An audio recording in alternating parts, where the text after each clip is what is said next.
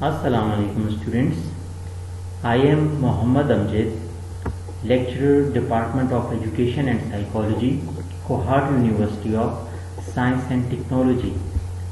I am your instructor for the course of Social Psychology. In today's lecture, we are going to discuss our topic self-concept. Students, this topic is divided in two parts. In today's lecture, we will discuss part 1 of our topic. So, let's start our lesson.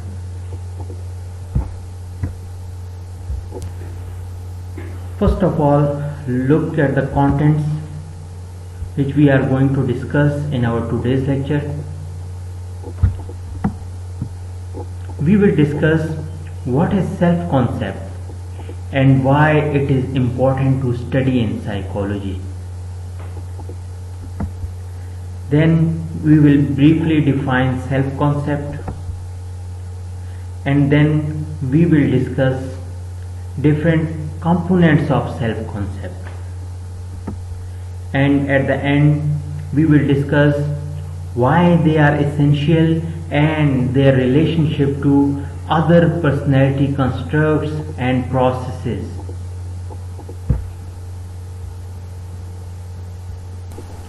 First of all, we will discuss sense of self. Students, how do you define who you are? Do you rely on the different roles and relationships you have, such as being a mother, a teacher, a soldier, or a son? Or would you say your identity is more based on your thoughts, emotions, and knowledge of the world around you? Some people believe it is neither of those, and that the sense of self is your self-esteem. Do you like what you see when you look in the mirror? What do you think you are capable of accomplishing? All of these questions pertain to the idea of sense of self. So, what is self-concept? Self-concept is the answer of question who I am. Students, according to a social psychologist, Baumeister, no topic is more interesting to people than people. For most people, moreover, the most interesting is the self. Baumeister says that self-concept should be understood as a knowledge structure. People pay attention to themselves, noticing both their internal states and responses and their external behavior. Through such self-awareness, people collect information about themselves. Self-concept is built from this information and continues to develop as people expand their ideas about who they are.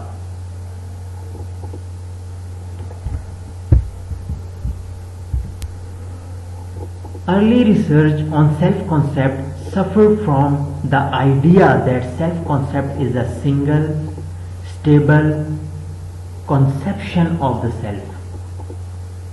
More recently, however, scholars have recognized it as a dynamic, active structure that is impacted by both the individual's motivation and the social situation. Now we will discuss importance of self, that why study of self is important in psychology. Why self is important? In order to achieve your goal is to understand yourself better. Why to understand yourself better? To understand your strengths and to understand your weaknesses and to help to overcome your weaknesses in order to achieve your goal. Students, when I say self and I ask you what is self, how would you define self to me? Younger children often when asked what self is, they tend to point towards themselves. The idea of self is their physical body. Older children have different notions in understanding of self. For them, self is social entity, social reputation, personal values, status.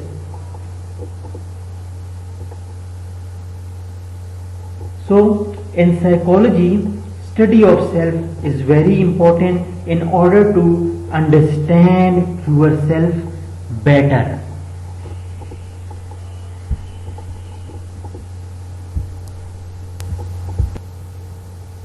Students, now we will define self-concept in more detail.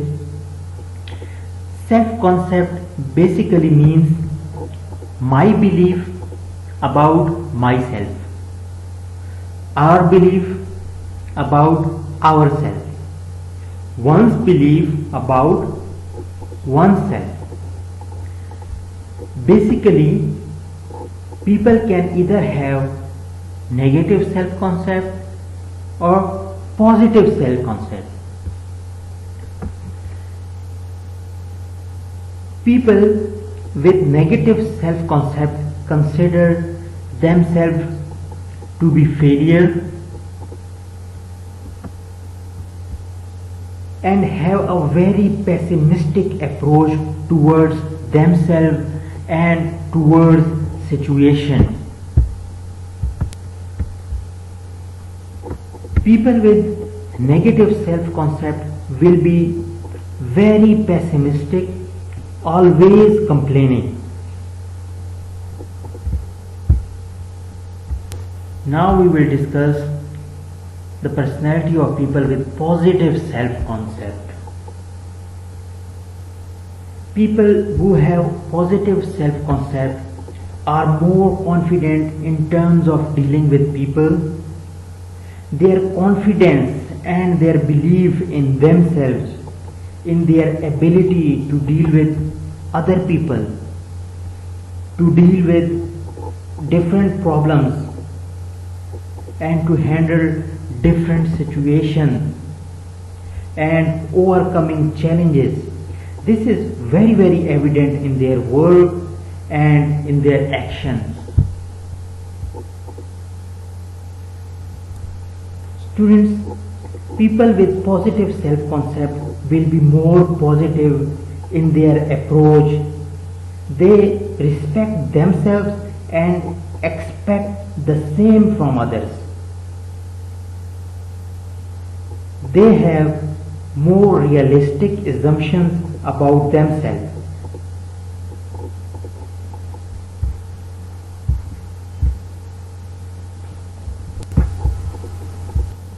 People don't have entirely positive self-concept or negative self-concept.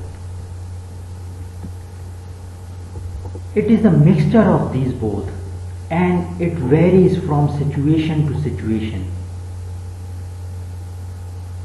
Self-concept fluctuates depending on situation you are facing.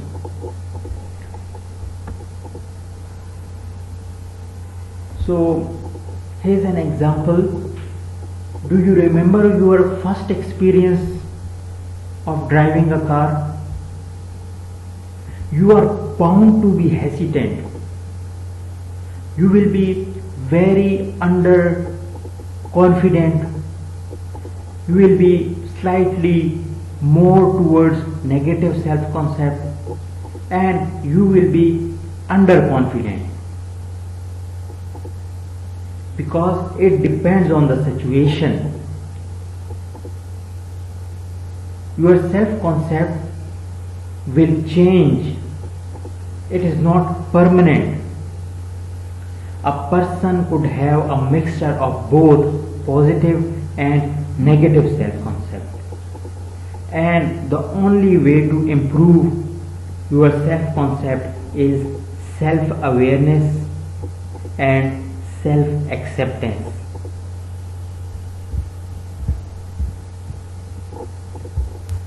Now we will discuss different components of self-concept.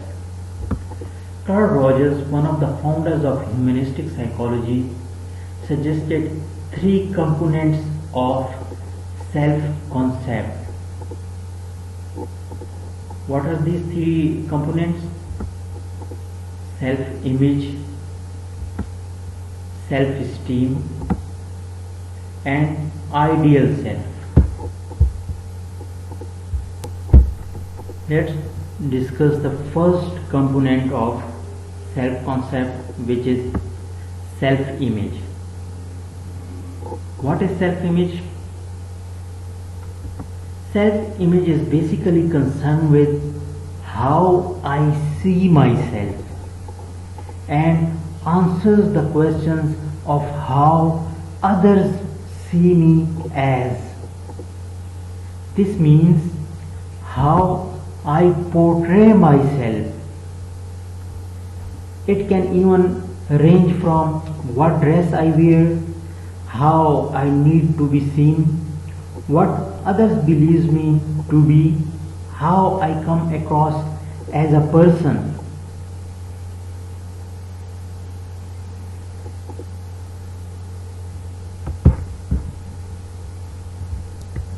Often with interaction with your friends, you might have noticed that what their perception are of you are slightly different as your notion of self.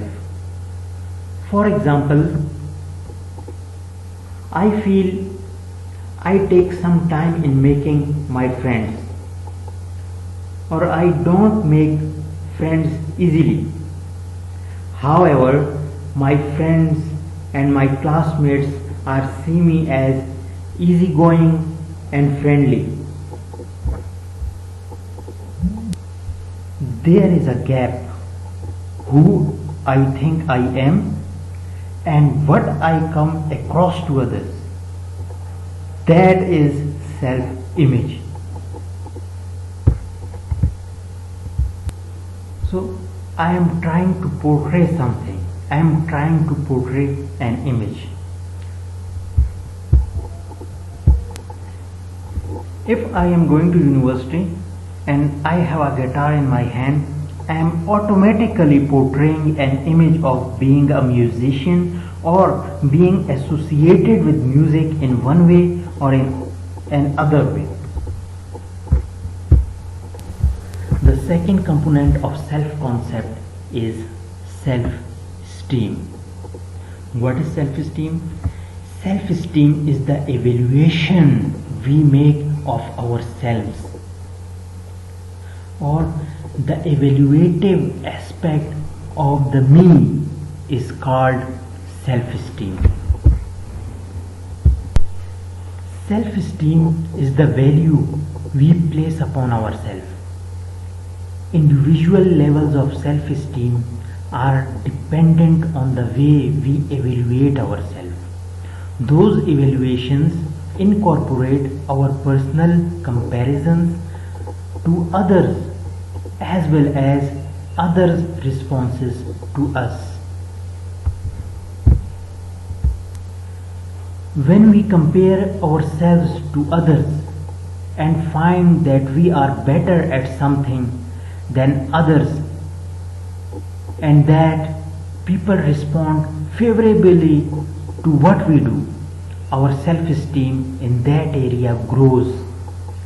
On the other hand, when we compare ourselves to others and find we are not as successful in a given area and people respond negatively to what we do, our self-esteem decreases. We can have high self-esteem in some area while simultaneously having negative self-esteem in other areas. People have different kinds of self-esteem. Low self-esteem, also known as bad self-esteem, and high self-esteem, known as good self-esteem. Individuals with low self-esteem, they are more unhappy and pessimistic, depressed, less willing to take risk to benefit themselves, more likely to encounter academic and financial problems, and less likely to have successful careers and successful in their lives, less likely to be physically than high self-esteem individuals. So these are some negative consequences of having a low self-esteem. On the other hand, people who are in high self-clarity are more likely to be high in self-esteem. It means self-concept clarity is positively correlated with high self-esteem.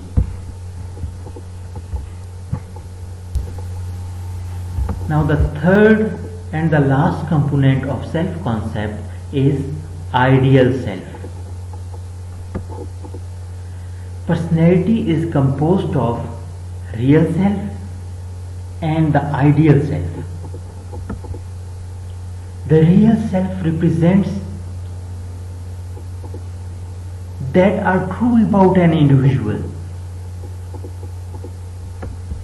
and the ideal self reflects what one would like to become. So the real self is actual you, and the ideal self is what you aspire to become, what you want to become. The relationship between real self and ideal self is important. So students, the ideal self is the self we would like to be. There is often a difference between one's self-image and one's ideal self. The incongruity or inconsistency can negatively impact one's self-esteem. According to Carl Rogers, self-image and ideal self can be congruent, consistent, or incongruent, inconsistent. Congruence between the self-image and ideal self means that there is a fair amount of overlap between the two. While it is difficult, if not possible, to achieve perfect congruence, greater congruence will enable self-actualization. Incongruence or inconsistency between the self-image and the ideal self means there is a discrepancy between one's self and one's experiences, which leads to internal confusion or cognitive dissonance that prevents self-actualization.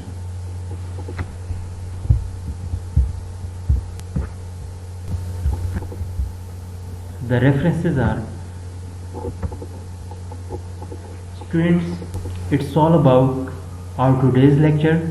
I hope you will read it and understand it. Thank you very much. Allah Hafiz.